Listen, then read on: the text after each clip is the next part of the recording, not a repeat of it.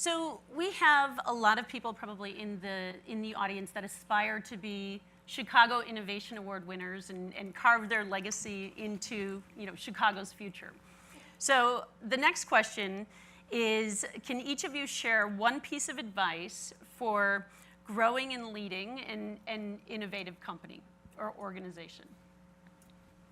So one piece of advice. It's hard to give one, right? Yeah, So I mean, if you want to give more, you can give more.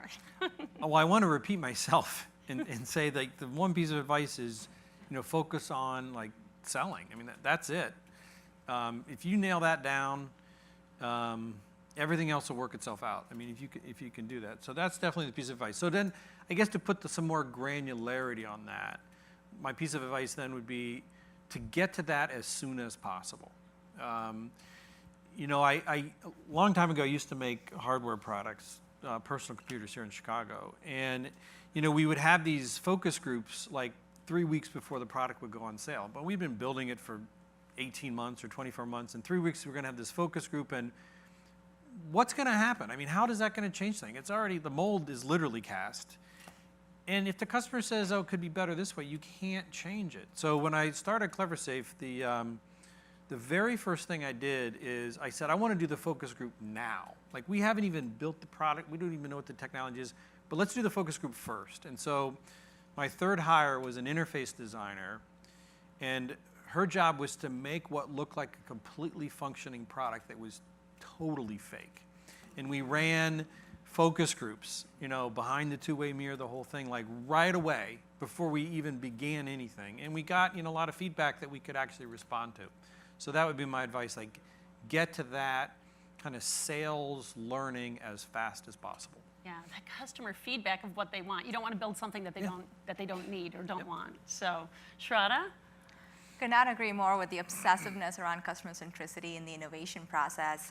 Another piece of advice I would have is really thinking of innovation as an iterative process. It's not really a clear starting point and a clear end point. It really is something that, especially with the pace of technology evolving and the capabilities of data insights, to really have an environment in your organization, a humility about it and a vulnerability about it, to really continue to get feedback from multiple partners. And even if you have just a business idea, I'm often asked, should we preserve this idea or should we share it openly? And the more you share it, the more questions people ask, and that's actually an honor, I say, that somebody's invested in your vision and is actually sharing their time, their mind share to ask you meaningful questions to build upon your vision. And similarly, this process of innovation, whether it's a smaller, earlier stage business or scaling rapidly or a more mature organization, innovation can't necessarily be an elite enterprise of one R&D lab.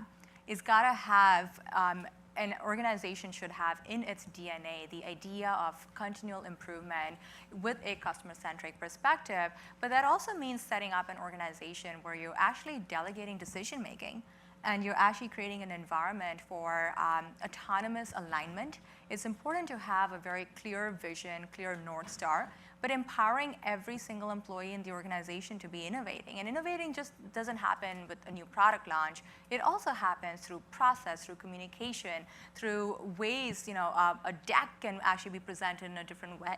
Or altogether, how you show up to a sales meeting can be innovated upon. So there's just so much innovation that can take place in an organization, but it takes having every single person become the chief innovation officer. Yeah, it's the different perspectives, it's the different opinions that basically build on each other. Yeah, I think it's a great point. Matt? So just to echo on the sales comes first idea, my son's graduating and we've gone back and forth on what to do. And I said, you should work at, in his case, he's working at Oracle in enterprise sales, literally doing cold calling, literally learning that art. And I said, if you can learn to sell, first of all, your company will do well. You'll also always have a job, which is good for me because I want to get him off the dole.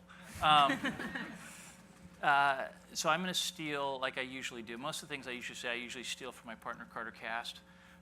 So I'll do attribution now. Carter built Walmart.com, amongst other things, from 0 to 5 billion. And he's done a wonderful, wonderful person. And Carter always says that the number one piece of advice, the number one inhibitor, in fact, he's writing a book that's coming out on this, is knowing your blind spot, right? Vulnerability. People don't want to know their blind spot. They don't want to look at it, and they don't do 360 feedbacks. They don't, and like 360 feedbacks, if taken to an extreme, it's literally every meeting you say, how did I do, right? But your blind spot will be the #1 inhibitor to your success at the end of the day, and other people see it, and if you're not seeking it, you're going to be sub-optimized at the end of the day. And too many entrepreneurs believe that showing no weakness is what they're supposed to do, and I would argue just the opposite. Wow, these are all great. I mean, I think in addition to all the things that have been said, you know, one of the things that I think is critical in it being in a mission-driven space is clarity of purpose, and the focus on the mission in my case, but I think in the case of a business, like what you're actually trying to achieve with your product or service and how you're going to change lives through it is essential to being able to build all the systems behind actually achieving that. I think there's many different systems for how we can do it. I know in thinking about my own organization that I think many of the folks in the room probably are part of companies that are maybe newer on the, on the cycle. I'm in part of an organization that's 140 years old. So there's another piece that we're constantly thinking about is not only clarity of purpose, but how you stay attuned to the culture, that culture and that the people are on the right path to match what you're trying to achieve through your mission or through your purpose. And I think that process of thinking about the systems for building the right kind of culture of innovation that can help you achieve your purpose is, it sounds simple, but I think it's essential in order to actually do it well. Those are all really great pieces of advice. I agree.